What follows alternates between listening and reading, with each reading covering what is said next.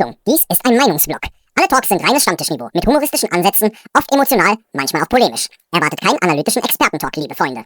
Was bisher geschah? Absoluten FC-Idol. Dieser Spieler hat mich zum FC-Fan gemacht. Ich habe ihn so dermaßen gemocht und das ist auf jeden Fall Dirk Lottner. Dirk Lottner, ich habe ihn so geliebt. Schade, dass er halt kein so toller Trainer geworden ist, wie ich es mir erhofft habe. Ich hätte mir schon gewünscht, dass er vielleicht mal hier sich als Trainer versucht, als Cheftrainer natürlich, aber gut.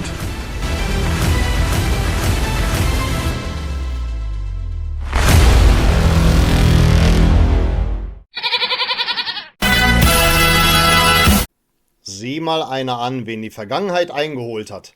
Hallo, moje, Jodedach, herzlich willkommen auf meinen kleinen, bescheidenen Kanal. Ich bin der Leo. Schön, dass ihr eingeschaltet habt. Ja, liebe Freunde, unser Auswärtsspiel in Hannover steht an und ein unvorhergesehenes Wiedersehen. Wir werden darüber sprechen. Ebenso werde ich euch auch ein bisschen darüber aufklären, wie ich in Hannover gekleidet sein werde, denn euer Leo fährt dahin. Zusammen mit dem Fanclub Fedelsjungs. Die Jungs seien gegrüßt, falls ihr zusehen. Ihr werdet noch mehr von den Fedelsjungs auf diesem Kanal in Zukunft sehen. Da wird noch was kommen, wenn ihr Interesse habt, etwas mehr über diesen Fanclub zu erfahren. Aber ist noch in der Mache. Ja, das dazu. Also, gehen wir doch einmal kurz die News der Woche durch, die sich auf das Spiel in Hannover bezieht. Ja, vor wenigen Tagen hat Hannover 96 sich von seinem Trainer getrennt, von André Breitenreiter. Es gab einen Negativtrend. Seit dem 26. Spieltag haben sie nicht mehr gewonnen, sind auf Platz 10 gefallen. Zwischendurch waren sie ja mal vorher so eine Art Aufstiegsaspirant. Und nun ja, jetzt stehen sie da, haben ein neues Trainerteam. Es sind anscheinend 3 Trainer, die quasi gleichberechtigt sind. Und einer davon ist mein Idol, Dirk Lottner. Ja, liebe Freunde, für mich ist das natürlich jetzt nicht so ein harter Schlag, als wäre er jetzt bei irgendeinem Rivalentrainer, aber ausgerechnet kurz vor diesem Spiel, ich weiß nicht, hat mich schon hart getroffen. Das war dann wieder dieses Ding, wo ich so gewisse Koexistenzen sehe. Also er wird jedenfalls zusammen mit Christian Schulz, kennen wir noch eventuell von Werder Bremen. Und wie heißt der Junge? Lars Barlemann. Ich hätte beinahe Ballermann gelesen.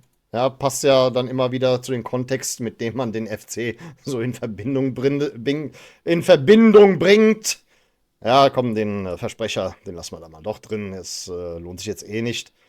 Ja. Und deswegen, ob ich da jetzt irgendwie einen Trainereffekt sehe, das wird sich jetzt gleich noch entscheiden, wenn ich dann später meinen Spieltagstipp raushaue. Dann beziehen wir uns mal auf weitere News der Woche. Ihr erwartet sicherlich, dass ich mich dazu äußere, dass momentan Ragnar Ache bei uns im Gespräch steht. Aber nein, das werde ich nicht tun. Solange der Herr nicht auf dem Weg zum Medizincheck ist, werde ich kein Wort dazu verlieren. Ganz einfach, das ist meine Doktrin, ich mache das nicht. Sollen andere das gerne machen, ist irgendwie nicht so mein Ding. Ich fühle das nicht, weil am Ende wird er dann sowieso nicht verpflichtet und ich habe dann umsonst darüber geredet. Nee, nicht meine Baustelle, aber apropos Medizincheck. Der Ljubicic war auf dem Weg nach Berlin zum Medizincheck bei Union. Ja, ich habe euch ja gesagt, Steffen Baumgart fährt seine Krallen aus, greift nach unseren Spielern, aber er hat auf dem Weg nach Berlin sich nochmal umentschieden und ist nochmal umgedreht und hat den Medizincheck abgesagt. Ich mache mir da aber trotzdem jetzt keine Gedanken darüber und auch erst recht nicht irgendwelche Hoffnungen, weil Hoffnungen, ganz ehrlich, sage ich euch gleich was dazu. Der sucht sich tatsächlich einen neuen Verein. Da solltet ihr der Wahrheit ins Auge sehen, falls ihr irgendwie voll die Fans von Dejan Ljubicic seid. Er ist auf dem Absprung. Sieht es ein. Der hat wahrscheinlich aus verschiedenen Gründen abgesagt. Jetzt heißt es auch noch, Dinamo Zagreb ist an dem interessiert. Ihr könnt jetzt gerne davon reden, dass die kroatische Liga jetzt nicht so stark ist, aber die ist so gefestigt, dass er auf jeden Fall europäisch spielen könnte. Egal was ist. Selbst wenn Dinamo jetzt nicht irgendwie Meister wird, die spielen zumindest Europa League. Von daher Win-Win-Situation für Dejan Ljubicic. Ich könnte mir gut vorstellen, dass er auch in sein Ursprungsland eventuell einen Wechsel vollziehen würde. Deswegen macht euch keine Hoffnung. Und ganz ehrlich, man kann jetzt auch mal diese Position von Dejan Ljubicic endgültig neu besetzen. Ganz ehrlich, also mich stört das nicht. Wisst ihr, echt, stört mich nicht, wenn er geht. Weil zuletzt sah ich in ihm keinen prädestinierten Stammspieler, um es mal so auszudrücken. Ja, war immer gut, wenn er eingesetzt werden konnte. Es hat auch hin und wieder mal was gebracht in letzter Zeit, aber den richtigen der Ljubicic haben wir seit der Verletzung in Mönchengladbach 2022 nie mehr wieder zurückbekommen. Klar, jetzt diese Saison gab es ein paar Ansätze, aber ich weiß nicht, Leute, also so der extreme Unterschiedsspieler ist das für mich dann doch nicht. Zumindest aus meiner Perspektive. Ich glaube, die Position in Anbetracht dessen, dass wir transferieren können, fragt sich nur, ob wir richtig transferieren und es auch richtig machen. Und ansonsten könnte das auch Jan Thielmann endgültig übernehmen. Ich mache mir da keine Sorgen. Meine Güte, dann geht halt ein Ljubicic. 3 Jahre sind irgendwann mal auch genug. Ich kann mir nicht vorstellen, dass er hier in Rente geht. Aber gut, jetzt letzten Endes in Bezug nochmal auf dieses Spiel. Hier kommt mein Spieltagstipp. Ja, liebe Freunde, es gibt keinen Geist oder Bock. Ich habe da definitiv ein Ergebnis im Hinterkopf. Ich muss keine Münze werfen. Ich bin da. Es wäre zwar schön, wenn wir einen dieser beiden Siege, die wir rechnerisch, glaube ich, noch nötig haben, in Hannover einfahren, aber ich habe so ein Gefühl, dass der Trainereffekt einsetzt. Vielleicht irre ich mich, aber ich tippe hiermit 1:1. Es heißt auch, wir bräuchten vielleicht auch nur 4 Punkte, je nachdem, wie die Gegner spielen, also auf den anderen Plätzen. Vielleicht ist es einer von 4 Punkten, die uns noch fehlen, dann holen wir halt den 4. Punkt oder die 4. Punkte gegen Regensburg eine Woche später. Aber ja, keine Ahnung. Ich kann mich auch irren. Ist ja nur ein Tipp. Das ist jetzt auch kein Orakel oder sowas in der Richtung. Ja, und Freunde, an der Stelle, die Südkurve hat dazu aufgerufen, dass wir alle bitteschön in weiß erscheinen zu diesem Spiel. In Hannover gibt es auch noch irgendwelche Shirts, die dort verkauft werden. Für die Leute, die früh genug dort anreisen. Wird bei mir nicht der Fall sein. Ich versuche, Kontakte spielen zu lassen, das Shirt zu bekommen. Ich weiß nicht, wie es aussieht. Vielleicht wie auf dieser Grafik. Schauen wir mal. Das wird sich noch herausstellen. Aber ich bin vorbereitet. Ich habe mich schon vor Monaten vorbereitet. Und von daher viel Spaß bei Leos FC Mega Hall. Leos FC Mega Hall. Also, in letzter Zeit habe ich ein bisschen einen auf Selfmade getan. Seht ihr hier dieses Wappen? Das konntet ihr in der Südkurve kaufen, beim Stand der aktiven Fanszene. Und das war ja auch so gedacht, dass man da seine Klamotten mit verschönern kann. Also habe ich mir zuallererst einmal diese Jacke geholt. Aber die könnte in Hannover ein bisschen zu warm sein, gegebenenfalls. Ich bin aber auch noch ausgerüstet für den anderen Fall, dass es etwas wärmer sein könnte an diesem Tag. Aber das hier ist so quasi meine FC-Winterjacke für den Fall der Fälle, dass dazu aufgerufen wird, in weiß zu kommen. Wobei sie ist mehr cremefarben, aber das fühle ich auch mehr. Von daher, das ist die Jacke.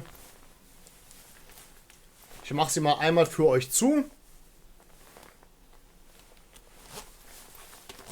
So sieht sie dann im geschlossenen Zustand aus.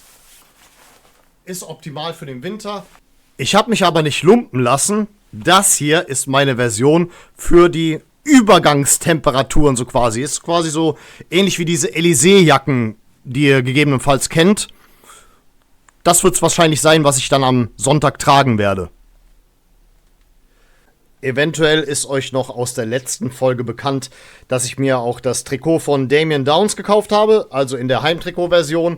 Wäre, wenn es etwas wärmer in Hannover ist, aber ist es jetzt nicht so ganz, es ist so halt diese typischen Frühlingstemperaturen, dann wäre das vielleicht eventuell das Einzige, was ich dort anziehe.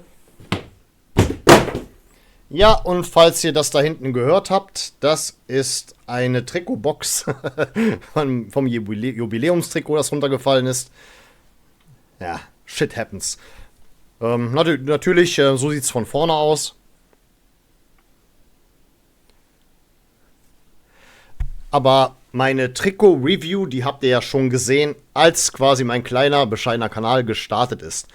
Ja, und eine Sache habe ich noch, das habe ich aber auch im Dezember gekauft. Ich hatte nur keinen Platz in meinen bisherigen Folgen und es hat auch nicht in den Kontext großartig gepasst, um es euch zu zeigen. War in sämtlichen Fanshops des FCs ausverkauft, aber der Fanshop am Stadion hatte ihn noch als einziger Fanshop.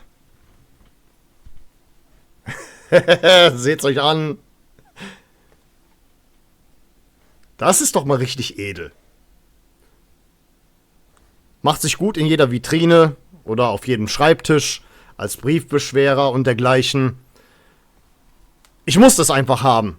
Ich musste einfach diese Statuette oder wie man sowas nennt haben. Muss man auch wirklich vorsichtig sein, nicht, dass irgendwie hier was abbricht. Aber gehört in jede ordentliche FC-Sammlung. Ja, bin gespannt, was am Ende dabei rauskommt. Die Reaction auf das Spiel seht ihr zu Beginn der kommenden Woche. Ich werde es nicht mehr schaffen, nach meiner Rückkehr aus Hannover direkt am selben Abend noch aufzunehmen, weil Gott weiß, wann ich ankomme. Ja, vielleicht dann so Montagabend. Im schlimmsten, im allerschlimmsten Falle vielleicht auch erst im Verlaufe des kommenden Dienstags. Aber wir schauen mal. Ich schaffe es meistens trotzdem vorher. Ja, das war's dann erstmal, was meine Gedanken vor dem Spiel betrifft. Und in dem Sinne bleibt nichts weiteres zu sagen, als ich bedanke mich recht herzlich für eure Aufmerksamkeit. Vielen Dank fürs Zusehen. Und dann würde ich an der Stelle sagen, auf Wiedersehen.